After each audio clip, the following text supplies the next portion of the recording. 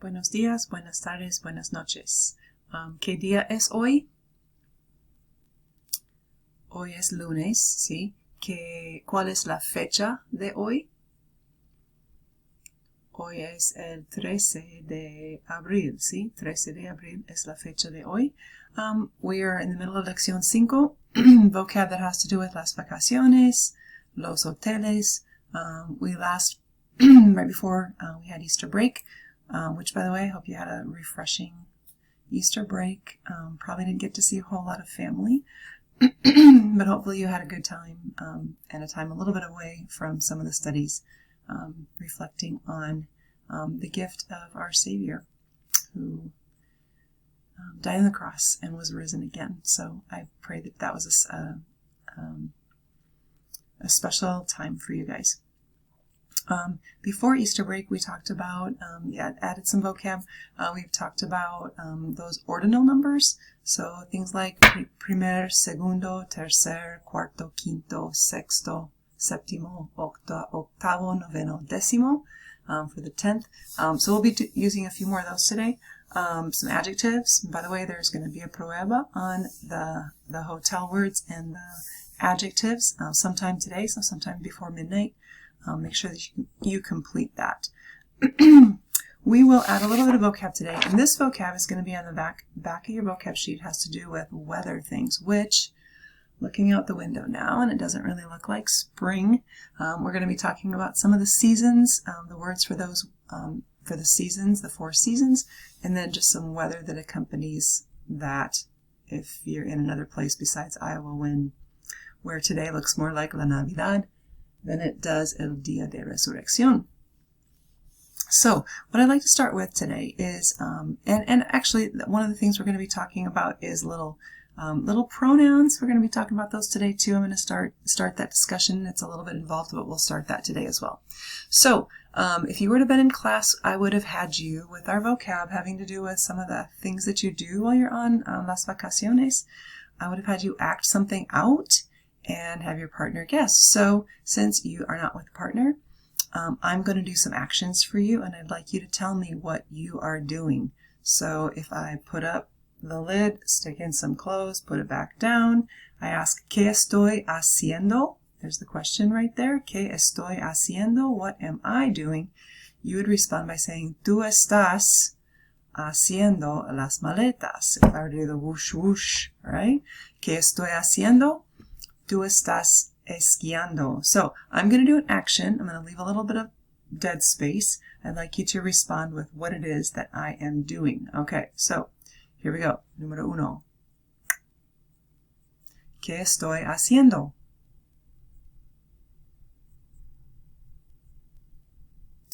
¿Tú estás sacando fotos o tú estás tomando fotos? Either one of those would be an appropriate response to that question. How about this one? ¿Qué estoy haciendo?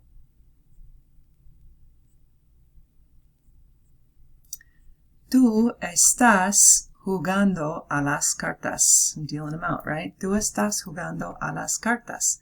¿Qué estoy haciendo? Giddy up, giddy up, giddy up. ¿Qué estoy haciendo?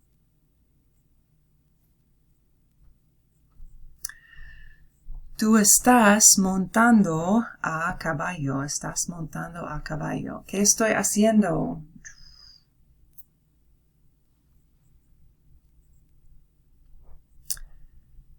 Tú estás pescando. ¿Sí? Tú estás pescando. ¿Qué estoy haciendo?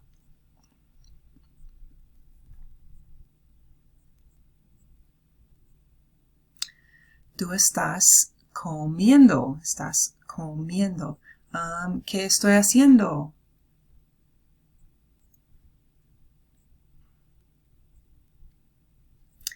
Tú estás bebiendo. Bebiendo agua o bebiendo leche, milk, or something like that too.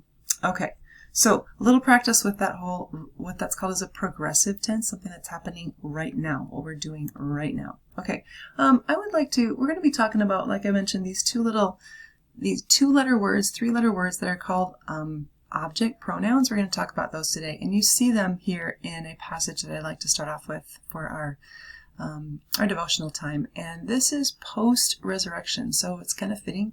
It's post Jesus' death and resurrection, and he then appears to Simon Pedro, Simon Peter, and some of his other disciples when he appears to them on the shore after they had been fishing all night, and he cooks breakfast for them. You see the verb desayunar up there.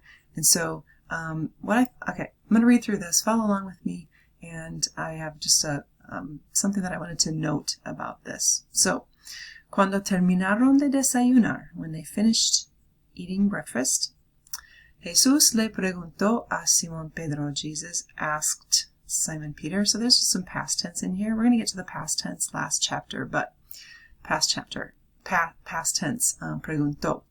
Simón, hijo de Juan, son of John, right? Simón, hijo de Juan, ¿me amas más que estos?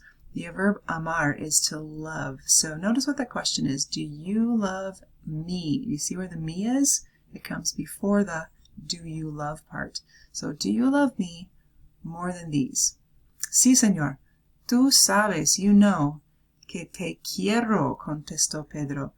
Notice how he answers this. He says, you know that I like/love you. You don't know the verb amar yet. The verb amar means to love, but to love with a deep, abiding, full heart kind of love. Querer, a little less committed. Okay? Like/love. So when Jesus asks Simon, do you love me with your entire being? Yeah, you know that I sort of kind of like you, is how Peter responds to that. Te quiero. Apacienta mis corderos, feed my sheep, le dijo Jesús. Jesus said to him. Y volvió a preguntarle. He returned to ask him. He asked him again, Simón, hijo de Juan, ¿me amas? Same question. Same response. Sí, Señor.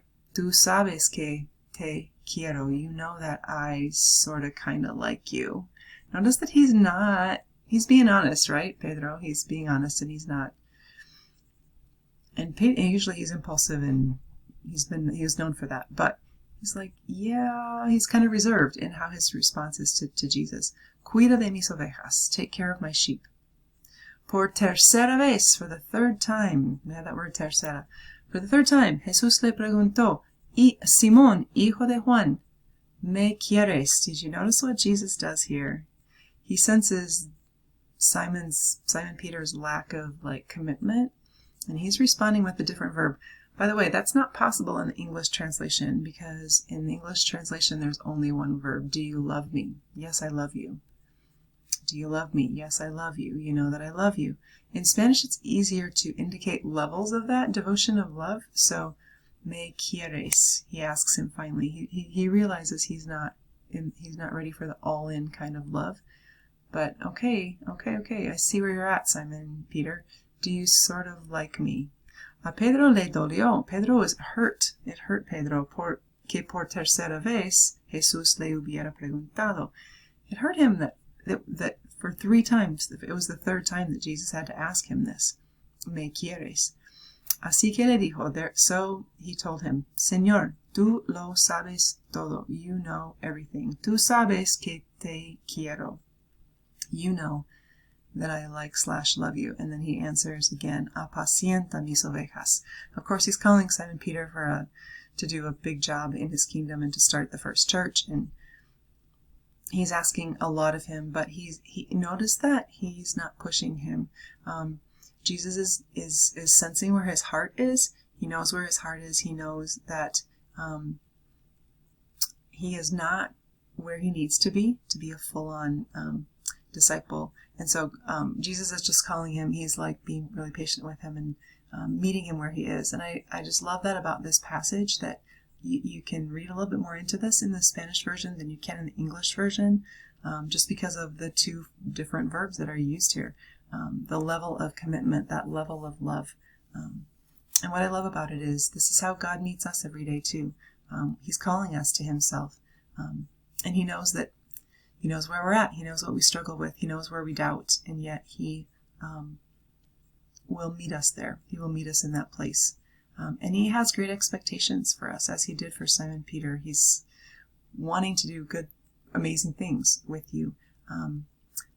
Just be honest with where you are with him, and because he first of all knows, and he also wants to do great things in you as well. So I wanted to start with that today. Those little words me and te are coming back at the end of the lesson. So let's go on here to, I'm going to put these up, and then I would like you to press the pause button here. Notice that I'm using a lot of new vocab here. Estás pasando tiempo, estás tomando un examen difícil.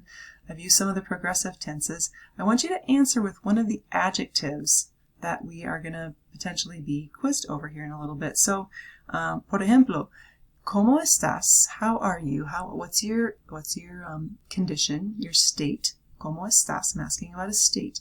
¿Cuándo estás descansando en tu cama? Well, o cuando estás durmiendo en tu cama, I might say, yo estoy muy cómoda. Okay, one of our new vocab words, estoy muy cómoda.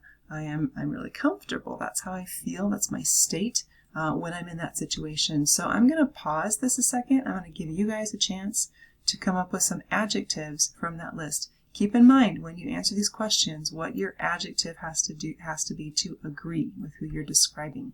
Male, female, singular, plural. What does it have to be? Okay, so pause and go through those right now.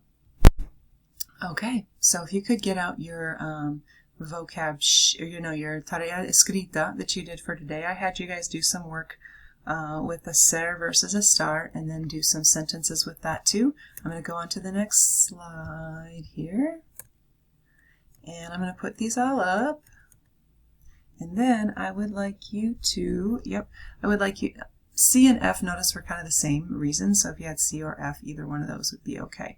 I'm going to ask you to pause it and check your answers with the answers that are here. I've given you completion points for turning it in on Blackboard, but that doesn't help you out if you're having some difficulty or wondering about what a certain answer is. So pause it right now. I will pause it as well, and then you can compare your answers with what you see up there. Okay, we'll do the same for the next set through 15. Yep. Go ahead, pause the video and compare your answers with what you see.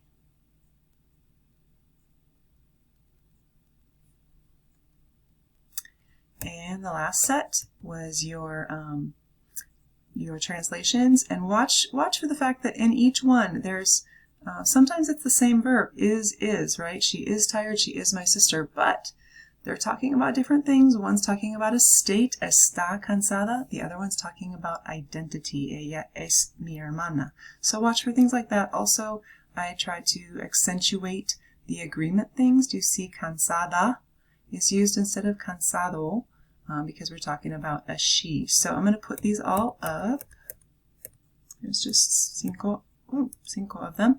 And go ahead and pause the video one more time and check your answers to what you see right there. Okay, we have less than a minute and a half to do one on this part of the video before I start the second one. So take out your vocab sheet, and I would like you to find on the back side of Lección 5, I would like you to find on the top left column, I believe it's top left column for you guys, some of the weather expressions. El tiempo. Tiempo can mean time. Pasa tiempo means time. Tiempo here is going to be referring to weather. It has a couple different meanings. So go ahead and take that out. And I would like to just do one picture, all we have time for. I'm going to explain some of these with some pictures. So first of all, the question for what time is it? You see it at the top of the box. ¿Qué tiempo hace? ¿Qué tiempo hace? And that looks glorious to me. I can't wait for the day. The answer to this question with that picture, ¿Qué tiempo hace? Would be, repitan por favor, hace muy buen tiempo. Repitan. Hace muy buen tiempo. Notice bueno shortens to buen here because it's in front of tiempo. So I have just two questions for you. Hace buen tiempo in Iowa en el verano, in the summer? En el verano sí hace buen tiempo. What about hace buen tiempo en el invierno, in the winter? No. No hace buen tiempo en el invierno. End of first video. Let's pick it up where we left off in the next video.